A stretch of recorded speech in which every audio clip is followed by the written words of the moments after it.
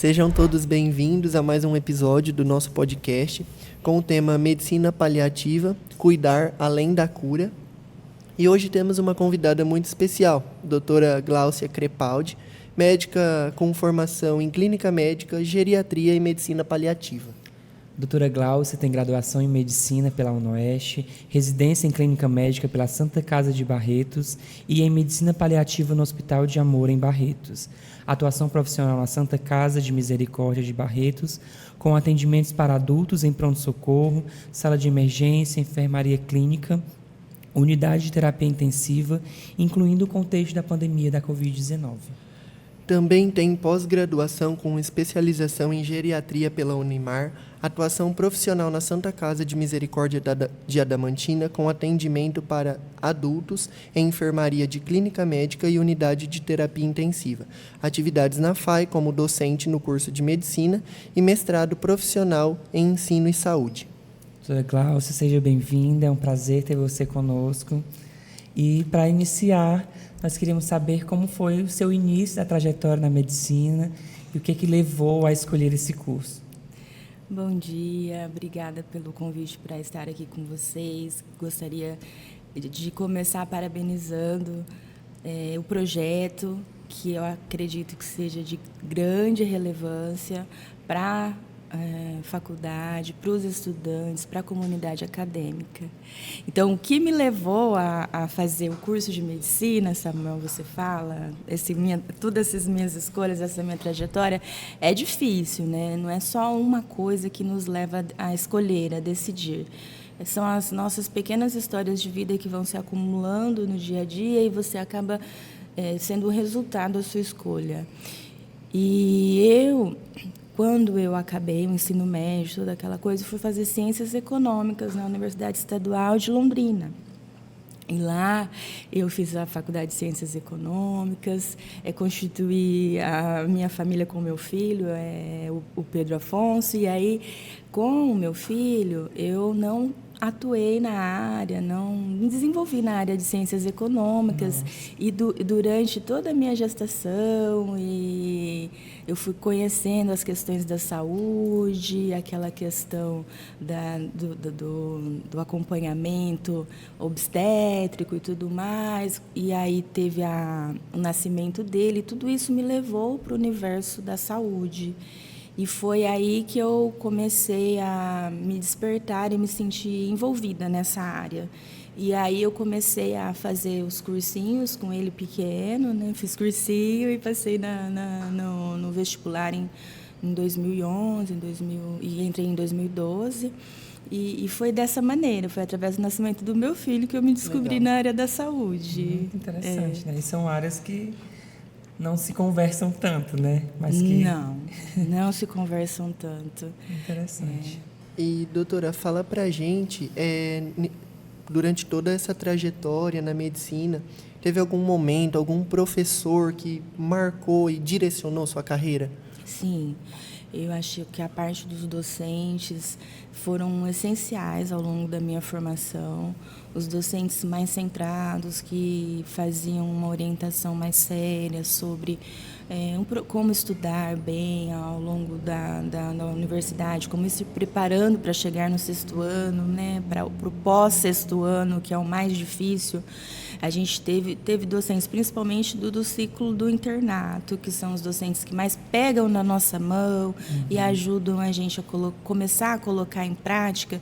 Eu acho que é o período mais importante da formação do ser médico, do saber médico. Pontualmente, eu gostava muito de uma professora de clínica médica, que eu não vou citar nomes, mas essa professora é de Presidente Prudente e ela tem uma trajetória acadêmica muito interessante. Ela trabalha com atenção básica, mas ela tem uma experiência de fisiopatologia, de clínica médica, uma aula teórica muito boa. Então, as aulas teóricas dela resumiam aquele livro de fisiopatologia mais difícil. Então, ela me motivou muito nesse estudo. E as questões, eu gostava muito da parte de estudar nefrologia. E a nefrologia, ela envolve vários temas, né, ao mesmo tempo. Então, os professores sempre são muito... A gente fala, nossa, como ele tem tantos conhecimentos. E o saber passar também esse conhecimento é muito importante. Então, acho que os professores que mais me marcaram foram esses da área da clínica médica, nesses assuntos. Muito e importante. Algo muito recorrente entre a gente é conversar exatamente isso, de como existem esses docentes que estão lá realmente para ensinar. Existem. Né? Assim, nós temos muitos, às vezes, bons profissionais, mas que na sala de aula tem que ter dom, né? Tem que...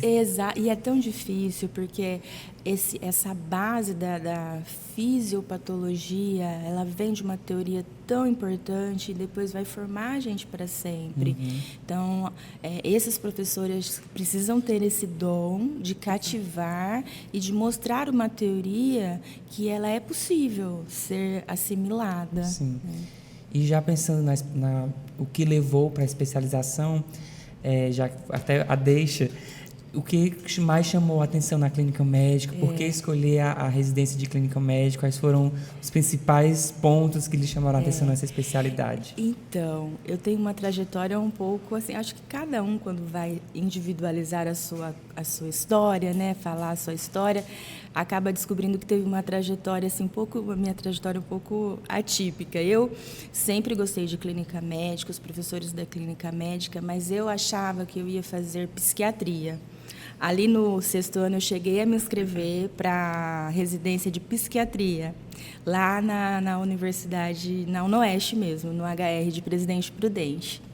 Nesse meio tempo, entre a inscrição e a prova de residência, que eu tinha me inscrito lá em psiquiatria, eu tive uma ocorrência de saúde na minha família. Eu tive um familiar meu muito próximo, muito querido, era um tio meu, e ele acabou falecendo em decorrência de um problema de saúde e estava em ambiente hospitalar, eu não era formada ainda, e foi muito comovente, foi assim, muito desafiador a perda de um familiar, de um ente querido. E aí isso virou uma chave em mim.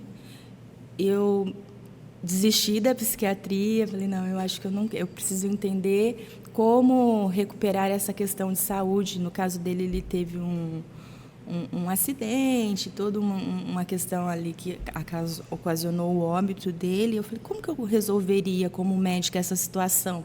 E a psiquiatria não me daria esses recursos de reanimação, ressuscitação. E aí a clínica médica que me levaria para esse caminho.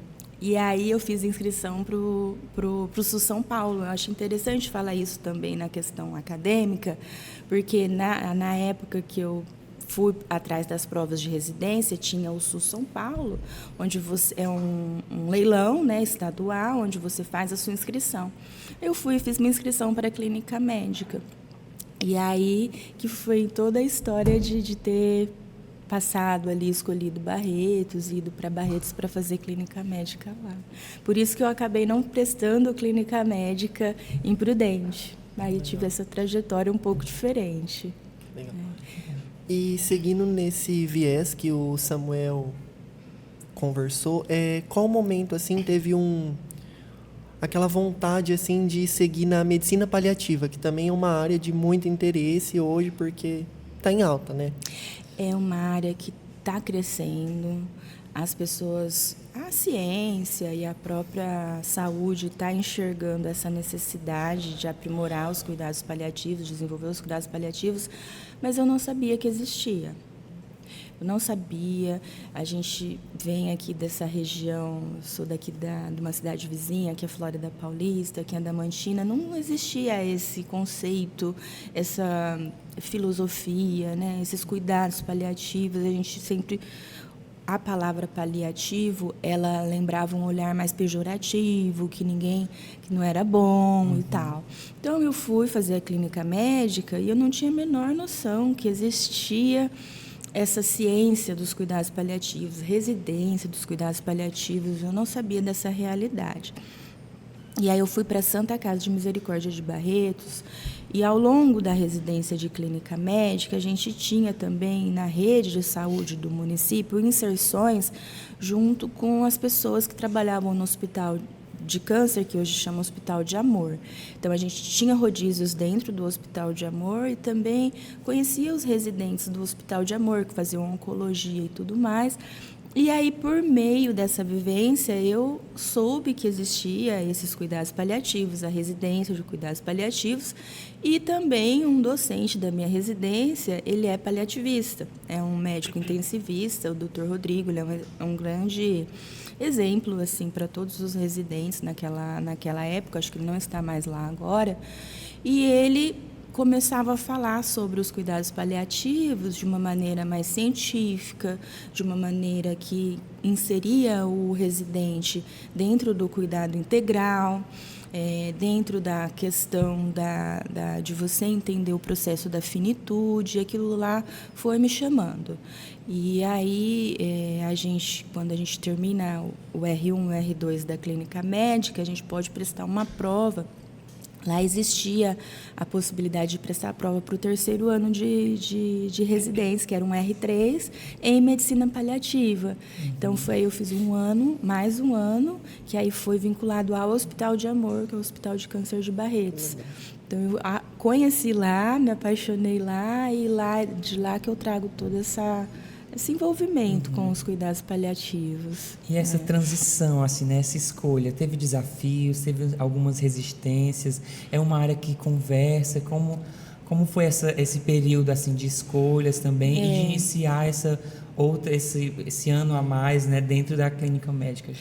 É um caminho de medo e de insegurança. Tudo que você precisa escolher uma coisa em detrimento de outra, né? E muitas pessoas, os seus familiares, os seus próprios amigos, eles não sabem nem que existe também essa área, né? E aí, será que quando eu voltar para a minha cidade eu vou ter um campo de trabalho nessa área? E aí, o que eu fiz? Falei, bom, eu estou aqui em Barretos, é uma área que eu quero ampliar o meu conhecimento e depois a gente vê o que a gente faz, né? E aí, eu tive uma educação com a minha família e tal, e a minha própria postura de vida, para a gente procurar fazer o que a gente gosta. E naquele momento fazia sentido para mim eu me aprofundar nessa área, e foi maravilhoso. Eu consegui ir superando esses desafios dos preconceitos, do medo de não ter um espaço aqui nessa região que a gente vive, que é menor do que um grande centro, né, com um hospital de maior complexidade. Então, esse medo ele foi sendo superado porque eu fui percebendo que os cuidados paliativos eles cabem em todas as cidades, em todos os hospitais, em todos os níveis de complexidade, na atenção básica. E o que eu descobri também é que o cuidado paliativo ele vai além do câncer. Então, existem muitas doenças e muitos doentes que precisam de cuidados. E aí, o conhecimento é que foi me fazendo superar esses medos e esses preconceitos. Então, isso que eu acho que ficou essa lição, né? Para a gente tentar... Às vezes, os nossos familiares, os nossos amigos querem o melhor para nós e nos dão algumas opiniões, mas você também tem que saber o que você quer para você, para poder ir vivendo e contornando e mostrando para as pessoas que você está num caminho que faz sentido para você, né? Acho que essa foi a grande descoberta nesse caminho.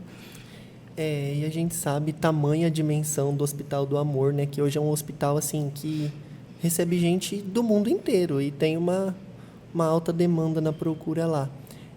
Nesse viés, você poderia falar alguma experiência? Qual foi seus aprendizados em relação a uma comunicação médico, paciente, família? Porque a gente sabe que são momentos difíceis, né? Ninguém procura hospital porque acha legal, e sim por necessidade.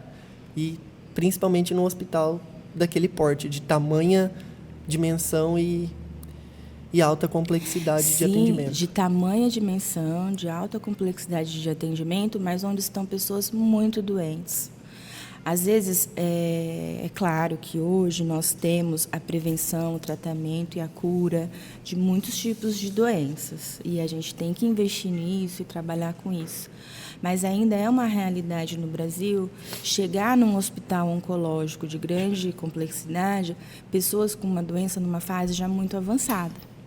E quando isso ocorre, é difícil manejar esse paciente, porque ele tem realmente uma dificuldade de aceitar aquela condição, aquela questão da incurabilidade, aquela questão de que você vai continuar adoecendo, não tem uma reversão naquele quadro da doença.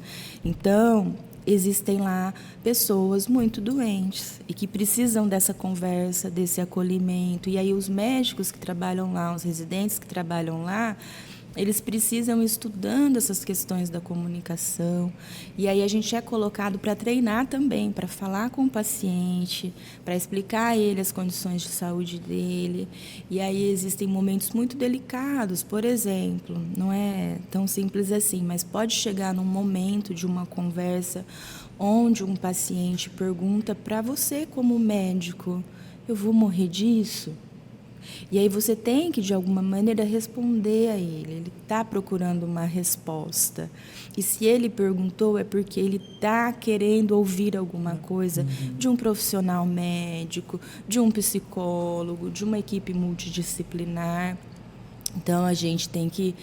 Essa vivência de conseguir responder num momento tão difícil, numa pergunta tão delicada, é o que a gente mais tem dificuldade, é o que mais sensibiliza ali nesse momento. E é o ponto mais importante de uma comunicação, quando você tem uma pergunta mais difícil de ser respondida, quando vê que a pessoa ela quer entender melhor, que ela está chegando numa finitude, que a doença não tem mais cura, o que você pode oferecer para ela?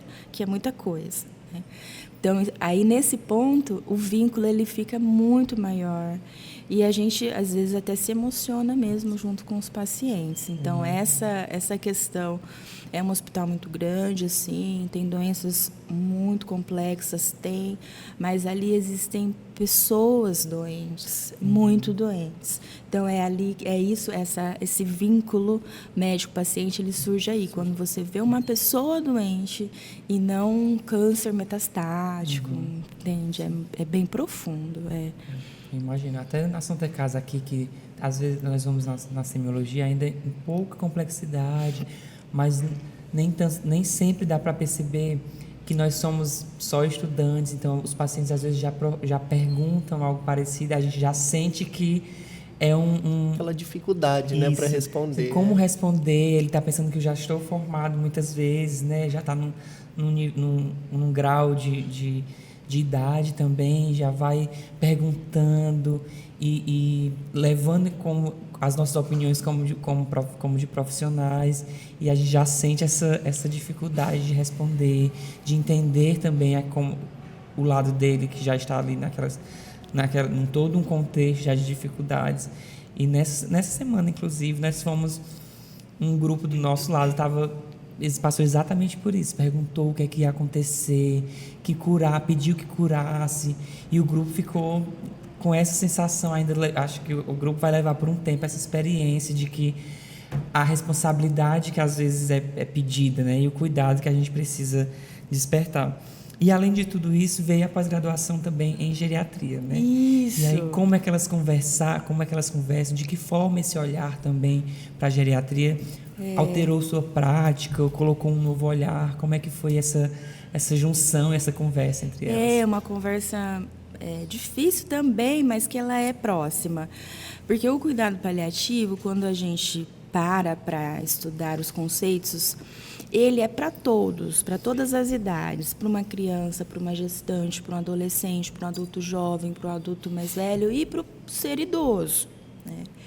E eu fui me aproximando ao longo da minha trajetória mais do ser idoso do que do ser criança, que eu tenho também as minhas dificuldades de trabalhar com as doenças da infância, com a finitude das crianças, com o diálogo com os pais. É muito difícil para mim, então você também tem que se conhecer como pessoa.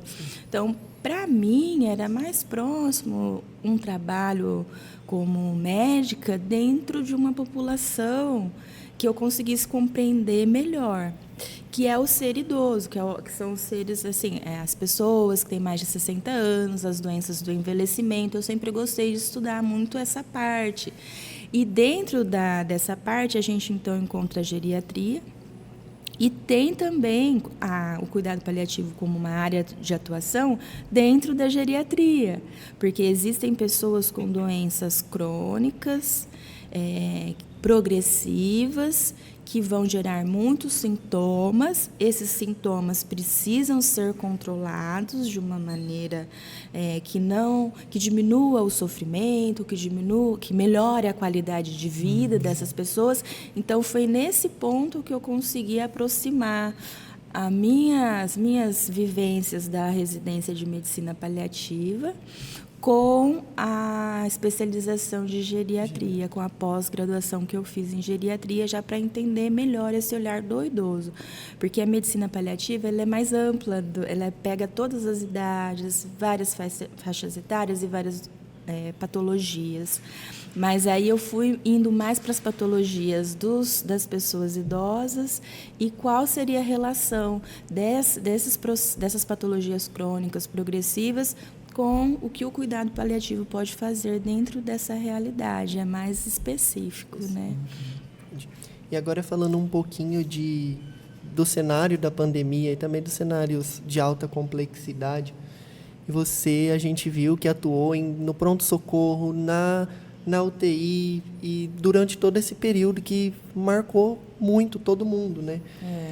Como foi esse período emocionalmente e profissionalmente para você? Foi muito difícil. A residência já é um período da vida do estudante que é mais difícil. E aí, junto no período da residência, uma pandemia. Então, eu acho que, como estudante, isso marcou a minha vida, porque foi uma necessidade de entender uma doença que estava causando muito sofrimento, e todo o hospital se reorganizou para o atendimento dessa pandemia. E como pessoa também, porque eu tinha ainda o meu vínculo com viajar aqui, não podia viajar para... Eu fazia residência lá em Barretos, trabalhava na linha de frente e estudava na linha de frente e não podia, às vezes, viajar aqui para o interior, para a Flórida Paulista, para ver e tal. Foi um período, assim... Por isso que a gente deixa registrado nos nossos currículos, no nosso Lattes, porque foi um período diferente, de uma experiência diferente e muito intensa, que gerou muito aprendizado, que gerou muita descoberta, e é um período que agora, a gente falando isso, nem parece que era de fato uma realidade, né? Então, eu durante a residência, os 2 anos da clínica médica, no final da clínica médica e na residência de medicina paliativa, eu vivia esse período, porque a gente já trabalhava com doenças graves que ameaçavam a vida. No caso lá do Hospital de Amor de Barretos, o câncer. E na Santa Casa de Barretos, as insuficiências cardíacas, as insuficiências orgânicas, que também vão progredindo e diminuindo a qualidade de vida. Além de tudo isso, a gente trabalhando com essas doenças graves que ameaçavam a vida, veio a Covid-19. E nós tivemos pacientes... Só para dar um exemplo para vocês, eu tive uma paciente que tinha um câncer muito, muito grave, ameaçava a vida dela, mas ela ainda tinha ali 2 anos de prognóstico e ela acabou falecendo da Covid-19. E isso, para a família dela, foi desesperador, porque além dela ter uma doença oncológica que gera tantas mudanças na vida, tantas incapacidades, tanto sofrimento, veio esse quadro de insuficiência respiratória aguda grave e precisou de toda essa movimentação e ela acabou falecendo. Foi um conjunto, né? Porque o organismo já é mais debilitado com tratamento oncológico e tudo mais, mas dá a impressão que foi precoce dentro da trajetória de vida dela, a Covid antecipou um pouco. Então, muito sofrimento. Foi um ápice de sofrimento muito grande nesse período, mas que gerou muito assim, conhecimento e autoconhecimento também para os médicos, para a equipe da saúde. Imagino. Foi muito bom. E a questão da sobrecarga emocional da equipe, né? Emocional, física, né? Foi um contexto assim bem realmente diferenciado. Quais foram as estratégias? Como foi passar por tudo isso? Como isso afetou, não afetou e como trabalhou tudo isso lá? Nossa, eu fiquei abaladíssima. Eu tive momentos de desespero, eu tive momentos de não saber lidar com a situação, de não conseguir conversar com algum paciente, de não conseguir entrar numa conciliação ali com algum colega residente. A gente realmente ficou num estresse, foi muito estressante, muito estressante. Os preceptores e toda a equipe multi, eles tinham recursos para tentar ajudar a gente nesse processo, acolher as reuniões de equipe. Então, eles percebiam que a gente não estava bem. Chegava um preceptor, chegava um psicólogo. Tá tudo bem, vamos conversar. Não está tudo bem, né? E eles sempre ofereciam esse apoio, sim. Então, eu acho que o apoio da equipe multidisciplinar, isso a gente aprende também em cuidados paliativos. Ela é para o paciente, ela é para a família, mas ela também é para o profissional que trabalha com todo esse contexto. Então, a gente teve, sim, esse amparo, mas foi, de fato, muito difícil. Voltando no contexto da medicina paliativa, que, como a gente disse, é uma área que vem crescendo bastante na realidade médica. Que momento, assim, que o cuidado paliativo se torna significativo no manejo de um paciente grave? Que é uma coisa que, é muito curioso, né? Porque a gente sabe o que é, mas ao mesmo tempo a gente não sabe como esse manejo. Exatamente. Quando o cuidado paliativo é significativo, a gente vê na literatura que desde o momento do diagnóstico de uma doença grave, a gente já deveria dar para ele um suporte de cuidado, oferecer um suporte em cuidados paliativos. Mas isso às vezes não acontece, né? O que vai acontecer ao longo da progressão da doença, começam a surgir sintomas. A pessoa às vezes começa a ficar com dor, com sintomas que geram sofrimento, que a família não sabe lidar. E aí, durante a progressão, a piora de alguma doença que não melhora com determinado tratamento, aí vai surgindo a necessidade de você ter o controle desses sintomas. Poxa, eu estou fazendo o tratamento para a minha doença, mas a minha doença não está melhorando, só está piorando. Então, eu tenho que focar agora em mim, em mim como um todo, de uma maneira integral, né? Então, a partir... Eu acredito assim, as pessoas, elas valorizam mais os cuidados paliativos quando elas começam a perceber que o cuidado paliativo pode controlar algum sintoma. Então, aí aumenta o significado dentro daquela vida, daquela pessoa. Mas desde quando é feito o diagnóstico, já pode ser oferecido para que não venha a faltar um controle de sintomas no início do tratamento. Nós sabemos, assim, que a paliativa não é só para o final da vida, né? Como nós podemos desmistificar um pouco também, explicar para o público leigo alguns dos principais conceitos da medicina paliativa, assim, para a gente mostrar outras perspectivas e também entender um pouco mais sobre a especialidade, tanto para o público leigo e como é um podcast para os nossos alunos também, entenderem um pouco mais sobre a especialidade, sobre quais são os principais pilares e quais os principais focos dessa especialidade. Eu acho que a primeira coisa é tentar realmente, como acadêmicos de uma faculdade, cursando medicina, pessoas que são vistas como detentoras de um conhecimento, a gente já precisa, desde já, divulgar um cuidado paliativo que ele é voltado para controlar sintomas e diminuir sofrimento.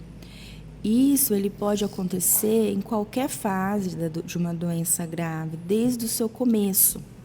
Então, tem pessoas que convivem com doenças que não têm cura por 5 anos, 10 anos, e elas precisam desse suporte de controle de sintomas. Quando eu digo sintomas, eu quero dizer dificuldades no corpo físico, dificuldades na parte emocional, dificuldades na parte social, coisas que vão gerando sofrimento e que uma equipe paliativista poderia amenizar, às vezes até com tratamento medicamentoso, mas também com os tratamentos não farmacológicos, então amenizando essa vivência ao longo dos anos da doença.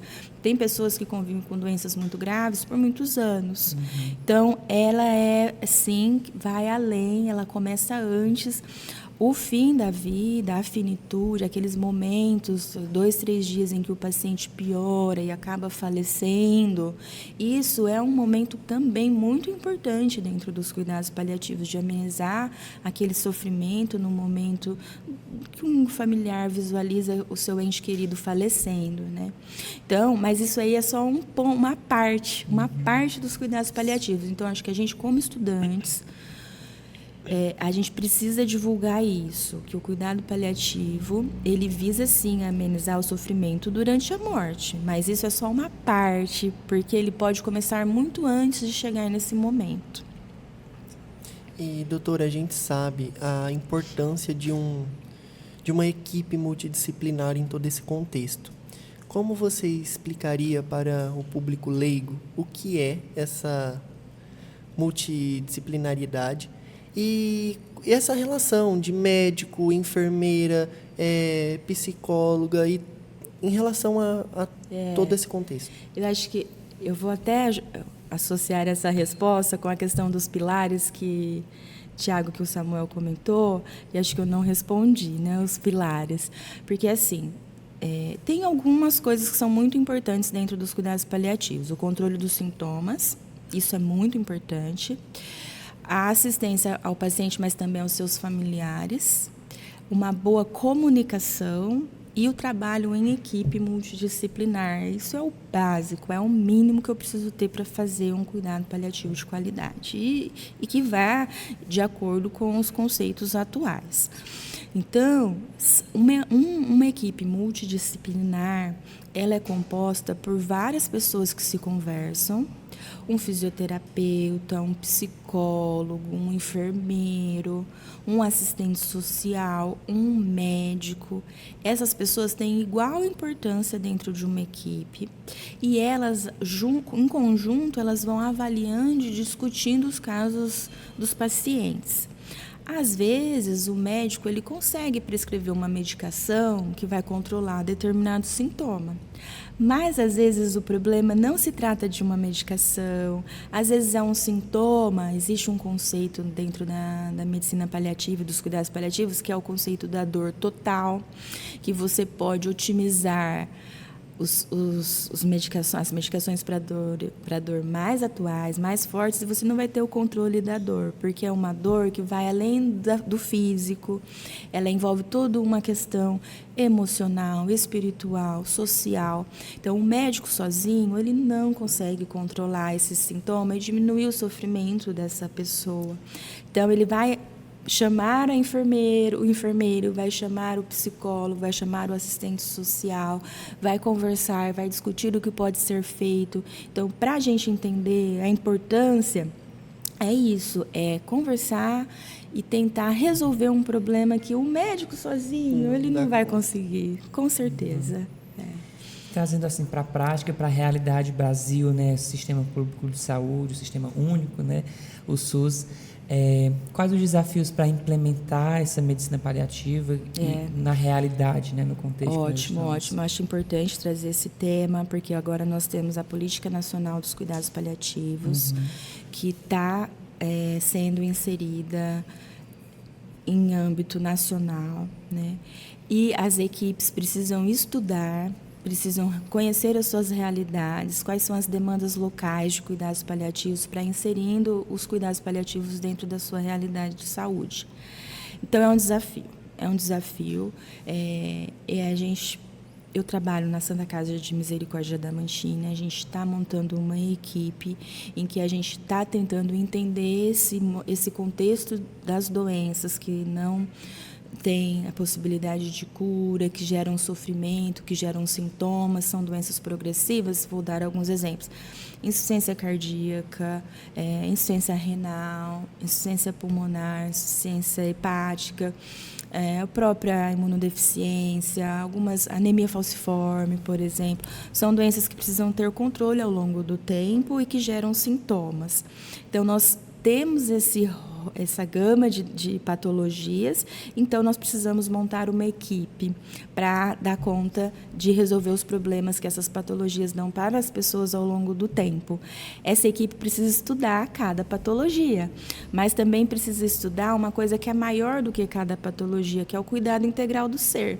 Então, a lei, ela fala, ela vem trazendo, a resolução ela vem trazendo, precisa ter um médico, precisa ter um enfermeiro, precisa ter o assistente social, vamos trazer o psicólogo, vamos trazer o farmacêutico, formem as equipes e comecem a trabalhar e estudar.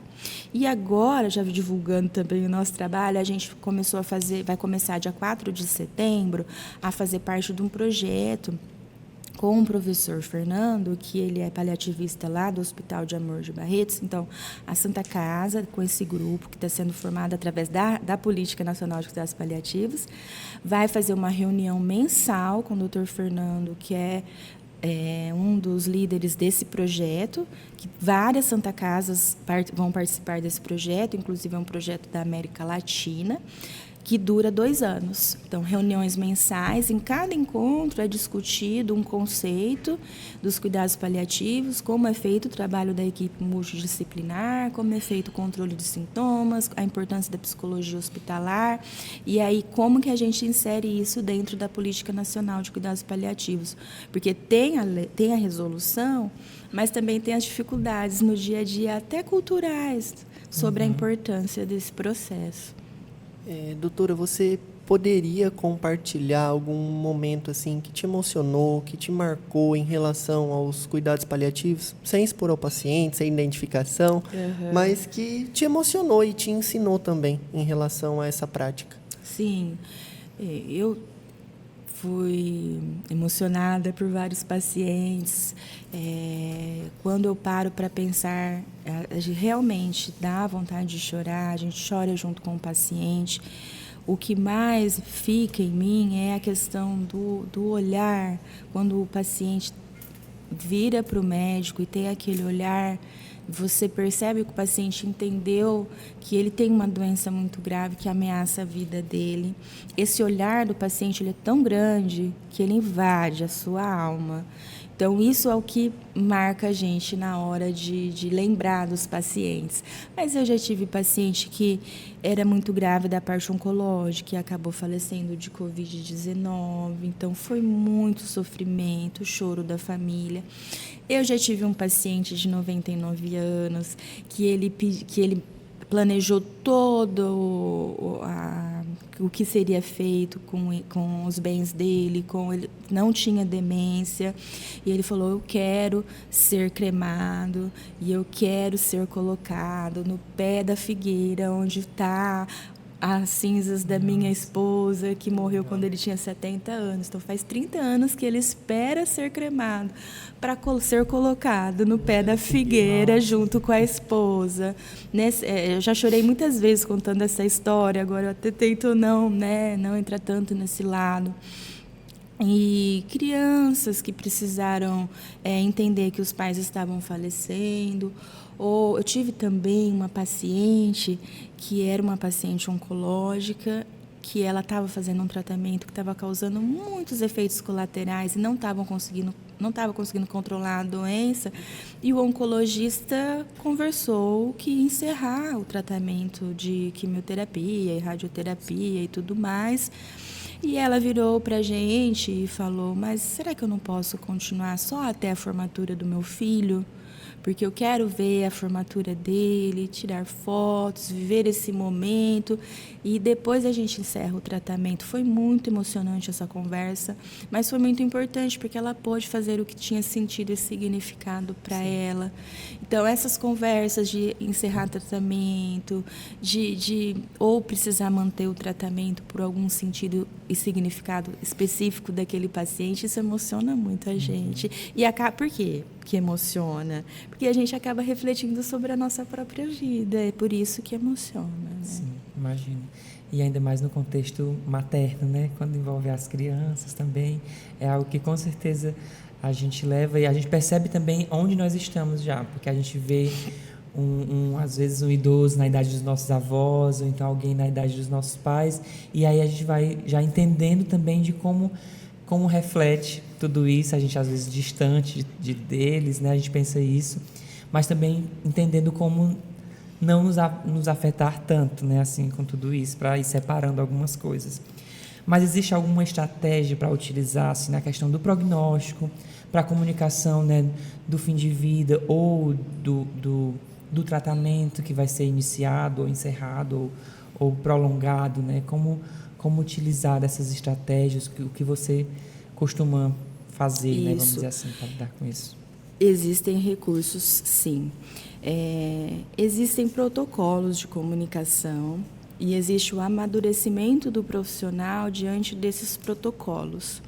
No início, você começa a utilizar os protocolos de uma maneira mais engessada. Por exemplo, existe um protocolo que é o SPIKES, que é muito famoso, né? Que você tem que se preparar para aquela reunião, estudar o caso. Quando você já sabe todo o prontuário do paciente, você chama o paciente, pergunta o que ele já sabe, pergunta se ele quer ter mais alguma informação, convida ele para saber mais. Depois que ele se abre para conversar, para ter um diálogo sobre aquela situação, você pode então oferecer alguma informação, percebendo se ele tem autonomia ou capacidade mesmo de estar absorvendo aquelas informações. Às vezes você precisa ir falando devagar, não tudo num encontro só, marcando um segundo encontro para falar mais informações. E aí você tenta sempre entender o que o paciente está entendendo do que você está falando, as expressões que ele manifesta, tentando validar seus sentimentos. E aí sempre também, no final dessas conversas difíceis, tentar fazer um resumo daquela conversa, ver quais serão os próximos passos no tratamento, qual será o próximo encontro. Então, parece até uma receitinha de bolo, né? Mas no dia a dia é mais difícil. Porque a gente acaba se envolvendo emocionalmente, tem momentos que a gente para chorar com o paciente de uma maneira legítima, é verdadeiro, né? Isso não é errado. Só que chega um momento que você tem que assumir um papel de que está ajudando aquele paciente a entender e a seguir numa proposta de tratamento. Então, esse é um aprendizado ao longo da vida, né? E tem estratégias em que você pergunta para o paciente como que ele quer essas conversas, como que ele quer ser tratado, se ele tem alguma espiritualidade que possa ajudar nesse...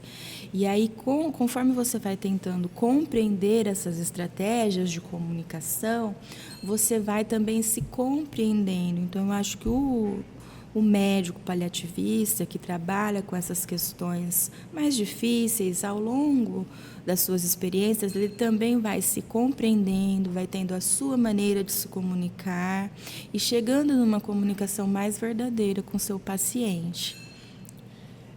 Agora, em termos de políticas públicas e saúde coletiva, na sua visão, assim, que já trabalha nessa área, o que você acha que deveria ser feito para ampliar esses cuidados paliativos para adultos, pessoas idosas e pessoas com doenças crônicas?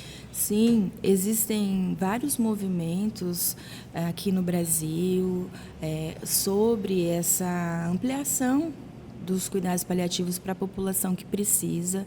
Existe um número muito grande de pessoas que precisam de cuidados paliativos e que não têm acesso às medicações de dor, não têm acesso ao acolhimento espiritual, não têm acesso à psicologia, não têm acesso à fisioterapia, não têm acesso ao tratamento. Então, a gente precisa, de fato, ampliar, e existem frentes. Tem no Instagram, depois se vocês quiserem divulgar, tem a Frente Paliativista, que busca pelos direitos das pessoas que precisam receber cuidados paliativos, junto com outros movimentos, as comunidades compassivas, que também tem no Instagram. Vários movimentos juntos estão fazendo a sociedade entender que esses doentes eles existem e que eles têm o direito de tratamento. E aí isso está virando resolução, está virando lei. Inclusive, tem já um adendo nas diretrizes curriculares nacionais do curso de medicina para a gente incluir, ensinar, porque eu acho que o grande desafio é entender e desmistificar, né? E aí a gente entendendo, desmistificando, pronto, a gente não vai conseguir viver sem isso, porque é necessário mesmo. Você acha que tem alguma mudança de perspectiva? O que é que falta, assim, para tanto os estudantes, os profissionais também, a sociedade como um todo, para mudar essa visão, assim, o que é que está faltando para a gente desmistificar isso um pouco melhor? Eu acho que incluir nos cursos da saúde a temática, incluir a temática nos cursos de saúde e todo profissional que trabalha com a saúde ser um multiplicador do conhecimento, porque muito se fala de uma maneira preconceituosa, muito se fala sem conhecimento, e isso prejudica muito os nossos pacientes, e tem médicos e profissionais de saúde que têm vergonha de trabalhar com paliativo, né, de ser paliativista, porque acha que vai ser visto de uma maneira pejorativa. Então, a primeira coisa, divulgar o conhecimento, estudar o que são os cuidados paliativos e ser um multiplicador desse conhecimento. Incluir também nos cursos de saúde essa temática.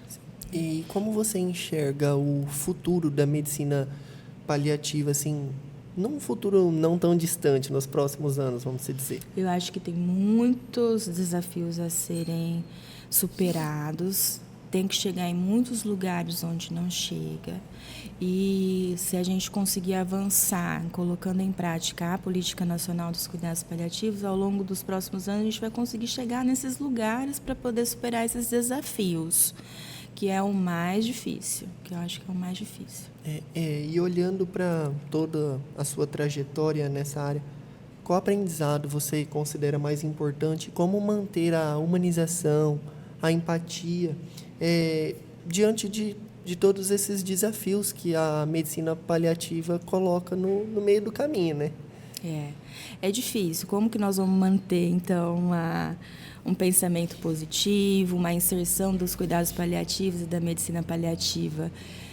Gente, estudando, tentando entender, tentando colocar em sala de aula o assunto, tentando fazer práticas hospitalares sobre o assunto, entender a filosofia, a questão da naturalidade da vida, dos ciclos da vida, que inclui a questão da morte, da finitude, falar sobre isso. A gente tem muito medo de falar sobre isso, mas isso é necessário. Então, com conhecimento, levando conhecimento, tentando colocar em prática a Política Nacional dos Cuidados Paliativos e atualizando as DCNs, que a gente fala, né, as diretrizes nacionais, e do ensino da medicina e das outras profissões da equipe multidisciplinar, eu acho que é o único meio para a gente falar sobre o assunto, entender o assunto e vivenciar esse cuidado integral e humanizado.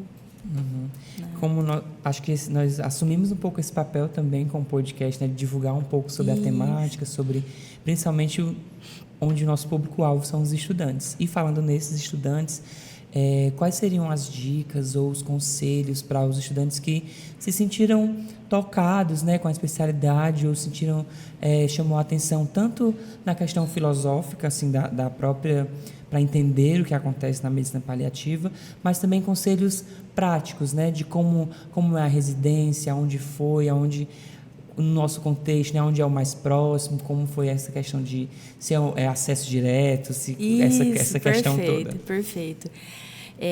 O grande desafio é o que vai ser feito após o 6º ano, né? Sim. O que a gente vai fazer quando se formar e for médico.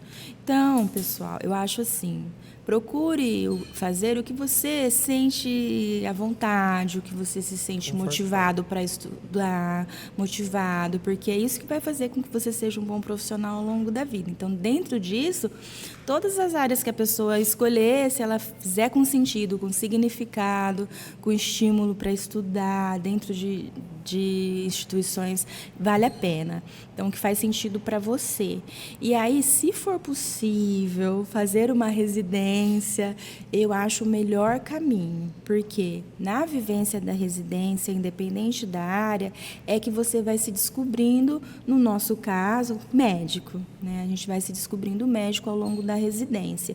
E aí você vai vendo as subespecializações e as áreas de atuação. No caso da clínica médica, você faz, ainda são 2 anos, você faz a residência de clínica médica e você pode prestar uma área de atuação que chama medicina paliativa. Não é de acesso direto, ela é um R3. Na época que eu fiz foi 1 ano de R3, mas tem lugares que são 2 anos, R3 e R4, e é considerado uma área de atuação. E essa área de atuação não é só da clínica médica, existem várias R1 e R2, cirurgia geral, pediatria, neurologia, anestesia, medicina da família e comunidade. Eu não vou lembrar todos agora, mas existe um pré-requisito de 2 anos de residência para você prestar essa área de atuação. Vale muito a pena. A gente se descobre como profissional e começa a colocar em prática e ver os resultados na vida da pessoa. Então, se você tem dúvidas, vá para uma área básica, faz uma clínica médica, faz uma cirurgia geral. Ao longo dessa residência, você vai descobrir as subespecializações, as áreas de atuação, vai conhecer pessoas que já trabalham com isso há muito tempo, há pouco tempo, quais são as opções que existem. E aí, se você faz 1 ano, 2 anos de residência, faz uma área de atuação, uma subespecialização, você já é outro profissional. E aí você pode ir agregando uma pós-graduação, porque você já tem uma base de uma residência. Você pode agregar um mestrado, porque você já tem uma base profissional. Na academia, a gente considera de alto valor o mestrado, o doutorado. Mas nas especialidades médicas, a gente precisa da residência médica. Então, é isso que nos aprimora como profissional. Então, eu acho que o estudante hoje de medicina, com alta concorrência no mercado de trabalho também, precisa se preparar para fazer uma residência. Eu acho que é isso que seria assim, uma dica, um diferencial, perfeito, um diferencial, isso mesmo. E agora, para os nossos ouvintes, uma mensagem final que você deixaria em relação ao valor do cuidado além da cura. O cuidado além da cura. O cuidado além da cura é um pouco de tudo isso que a gente falou, é a gente enxergar o paciente como um todo, enxergar o seu familiar e o nosso próprio propósito de vida. É cuidar de uma maneira integral. Então, eu gostaria de agradecer muito essa temática trazida por vocês, essa divulgação, essa informação aos estudantes e também à comunidade. E desejar um abraço a todos, que vocês sejam muito felizes nesse projeto e vamos assistir ainda muitos episódios. Glaucia, muito obrigado por compartilhar conosco essas experiências, né, que tanto para nós que participamos aqui diretamente do projeto são altamente valiosas, mas também para o nosso público que nos acompanha, e nós vamos tentando exatamente fazer essa divulgação de conhecimento, né, proporcionando para os nossos alunos esse acompanhamento de novos temas, que por muitas vezes, como o da medicina paliativa, é um pouco ainda não tão divulgado no seu cerne, né? Assim, verdadeiramente como ela é. Mas exatamente. Muito obrigado mesmo. Obrigada, gente. Doutora, foi uma conversa muito inspiradora que eu tenho certeza que vai despertar esse interesse em muitas pessoas, inclusive a gente espera que isso aconteça mesmo nos nossos ouvintes e em todo mundo que o podcast chegar. E esperamos que todos saiam com uma compreensão mais profunda e humana em relação a essa área. Nosso muito obrigado e a gente agradece muito por todo esse ensinamento para a gente. Obrigada, Samuel. Obrigada, Tiago. Um abraço para vocês. Bom, pessoal, esse foi mais um episódio do podcast e até a próxima.